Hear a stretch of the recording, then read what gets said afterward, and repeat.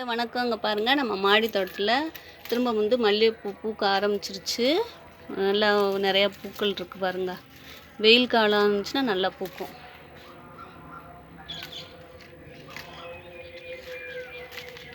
ஒரு செடி தான் எவ்வளோ பூ இருக்கும் பாருங்கள்.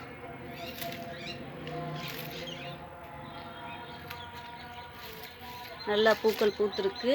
இன்றைக்கி வந்து நம்ம என்ன பார்க்க போகிறோன்னாக்கும், இங்கே பாருங்கள், இது வந்து சிகப்பு பொன்னாங்கண்ணி கீரை.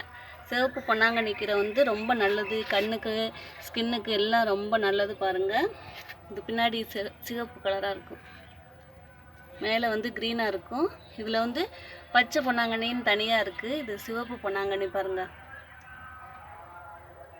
இதை வந்து நம்ம எப்படி நட்டுடலாம். நம்மளுக்கு தேவையான கீரை வேணும்னாக்கும், நிறையா வேணும்னா அங்கே பாருங்கள், இப்படி கட் பண்ணி இப்படி நட்டு விட்டாலே நமக்கு வந்து கீரை வந்து ரெடியாகிடும். பாருங்கள், நம்ம வந்து வாரத்தில் 2 நாள் சாப்பிட்டு வந்தோம்னாக்கு நமக்கு கண் பிரச்சனை எல்லாம் சரியாயிடும்.